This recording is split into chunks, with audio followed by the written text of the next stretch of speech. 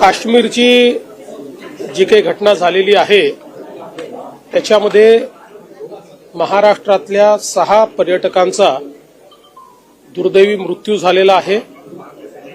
त्या 6 लोकांचे पार्थिव हे महाराष्ट्रामध्ये येणार आहेत।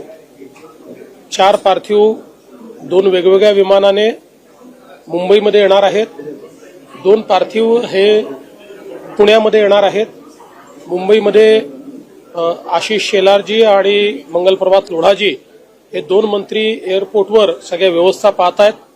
पुण्यामध्ये मुरली मोहोळजी जे केंद्रीय मंत्री आहेत ते स्वतः लक्ष घालतायत आणि माधुरीताई मिसाळ या एअरपोर्टवर उपस्थित राहतील आणि त्याचं सगळं कोऑर्डिनेशन करतील।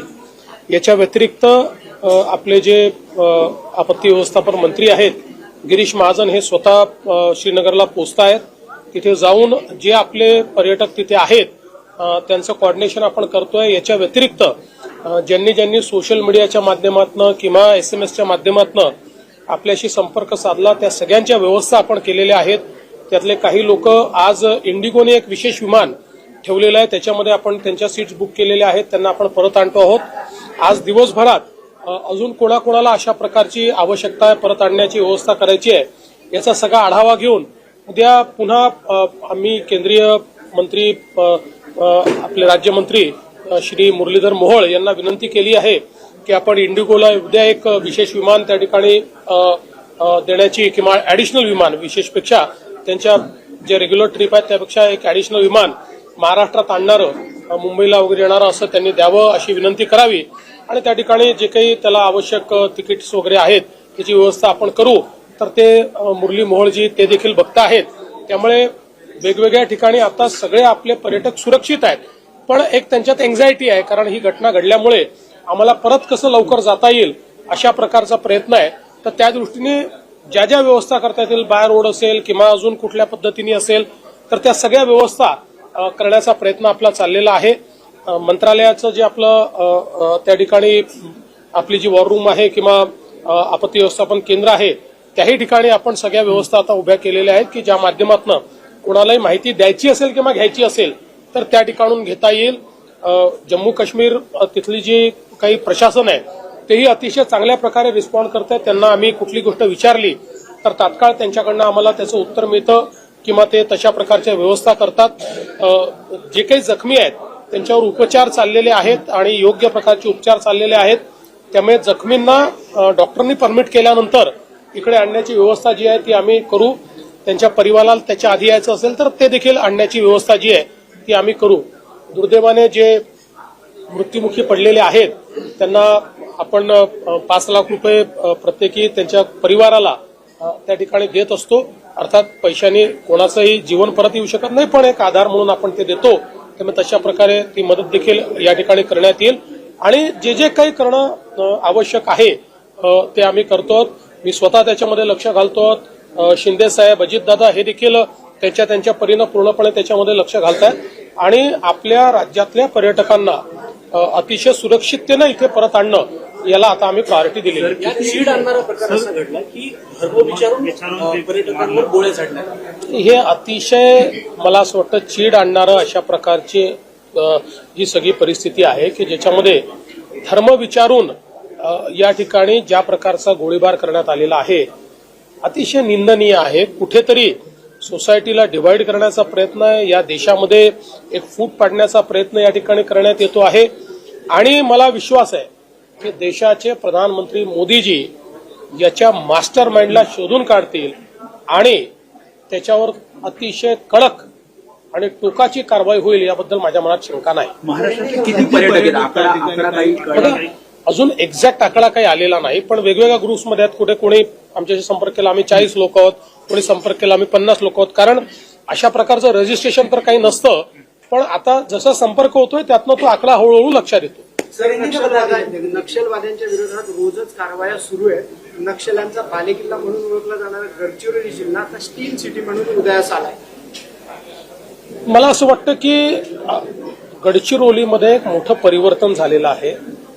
आपण मागच्या काळामध्ये गडचिरोलीमध्ये मायनिंगला परवानगी दिली, पोलीस जे आहेत त्यांना आपण एक प्रकारे पूर्णपणे संरक्षण द्यायला लावलं आणि सस्टेनेबली मायनिंग करायचं आणि लोकल कम्युनिटीला सोबत घेऊन मायनिंग करायचं, यातनं त्या ठिकाणी देशातला सगळ्यात चांगला ओर आपल्याला सापडला. ते मायनिंग सुरू झालं. आता त्याच्यावर आधारित खनिज प्रकल्प त्या ठिकाणी तयार होत आहेत आणि देशाची स्टील सिटी म्हणून, स्टील हब म्हणून आता गडचिरोली प्रस्थापित होत आहे. नक्षलवाद्यांना एक प्रकारे गडचिरोलीने हे दाखवून दिलं की तुमच्या प्रचाराला आम्ही बळी पडणार नाही, तुमच्या दहशतीलाही आम्ही बळी पडणार नाही, आम्ही विकासाकडे जाणार आहोत, हेच गडचिरोलीने दाखवलंय. सर, केंद्र सरकारच्या अखत्यारीत जोपर्यंत काश्मीर होतो तोपर्यंत अशी घटना घडली नव्हती, परंतु कुठेतरी राज्यात सरकार स्थापन झाल्यानंतर ही घटना घडते, असा काही अँगल असू शकतो? मला असं वाटतं की आज त्या संदर्भात बोलणं योग्य नाही आहे. केंद्र सरकार असो की जम्मू काश्मीरचं सरकार असो, आपण सगळे सोबत आहोत. आज ही परिस्थिती जी आहे ती आपल्या लोकांवर, भारतीयांवर झालेला हल्ला आहे. त्यामुळे याच्यामध्ये कुठलंही राजकारण आणण्याचं कारण नाहीये. हे ठीक आहे की केंद्र सरकारकडे किंवा एलजींकडे जोपर्यंत कारभार होता तोपर्यंत अशा प्रकारचे हल्ले होऊ शकलेले नाहीत. पण हा हल्ला जो आहे हा एक प्रकारे भारतीयांवर झालेला हल्ला असल्यामुळे याच्यामध्ये कुठलाही भेद नाहीये. केंद्र सरकार आणि संपूर्ण देश हा जम्मू काश्मीरच्या पाठीशी आहे. स्थानिकांच्या सहभागाबद्दल काय वाटतं? स्थानिकांना आता असं आहे की या संदर्भात माझ्याकडे कुठली अधिकृत माहिती नाही. त्यामुळे ज्या काही तपासी यंत्रणा आहेत ते या संदर्भातली योग्य माहिती वेळोवेळी आपल्याला उपलब्ध करून देतील.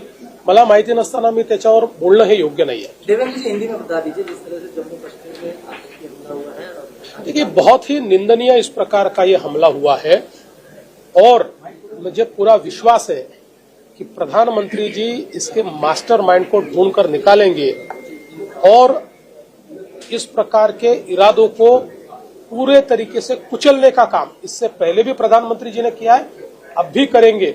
ये एक ऐसा प्रयास है कि जो बहुत ही कायराना इस प्रकार का प्रयास है. अभी ये आतंकवादी देख रहे हैं कि इनको जो लगता था कि 370 के हटने के बाद वो लोग जम्मू और कश्मीर में कुछ न कुछ उल्टा सीधा कर पाएंगे, वो कुछ नहीं कर पाए. उल्टा जम्मू कश्मीर का इतना विकास हुआ, इतने बड़े पैमाने पर पर्यटक वहां पर जाने लगे, पर्यटन का व्यवसाय बढ़ा, टूरिस्टों ने वहां की अर्थव्यवस्था को बदल दिया. जम्मू कश्मीर में अलगाववाद की बातें समाप्त हो गई, पत्थरबाजी समाप्त हो गई. इससे जो लोग एक प्रकार से आहत हुए हैं, जो लोग इसके कारण अपने जो उनकी मानसिकता थी उनकी मानसिकता और उनके मंसूबे खत्म हो रहे हैं, ये देखने के बाद इस प्रकार का हमला उन्होंने किया है. अभी जो महाराष्ट्र के हमारे 6 लोगों की वहां पर मृत्यु हुई है, उनमें से 2 लोगों का पार्थिव पुणे जाएगा, 4 लोगों का पार्थिव मुंबई आएगा. हमारे मिनिस्टर्स को हमने जिम्मेदारी दी है इसका कोऑर्डिनेशन करने की. हमारे जो डिजास्टर मैनेजमेंट के मंत्री हैं गिरीश महाजन जी, वो श्रीनगर अभी कुछ समय में पहुंच जाएंगे. वहां पर जाकर जो हमारे पर्यटक वहां पर अभी अटके हुए हैं या जो लोग वहां पर अभी भी कोई परेशानी का सामना कर रहे हैं, उन सबको महाराष्ट्र में लाने के लिए हम लोग व्यवस्था करेंगे. आज भी इंडिगो ने एक मुंबई के लिए स्पेशल अलग फ्लाइट, एक एडिशनल फ्लाइट मुंबई के लिए, दिल्ली के लिए, अलग अलग भागों के लिए उन्होंने रखी है. उसमें भी हमने कई लोगों को एडजस्ट करवाया है ताकि वो वापस आ पाए और हमारा प्रयास होगा कि ये 1-2 दिनों में सबको हम लोग वापस लेकर आए. देखा जाए तो धर्म पूछ करके लोगों को निशाना बनाया गया, ऐसे में ये चीजें किस तरह से? बहुत ही निंदनीय है कि धर्म पूछकर वहां पर लोगों की हत्या की गई है. एक प्रकार से भारत को डिवाइड करने का यह प्रयास है, भारत में विभाजन तैयार करने का यह प्रयास है.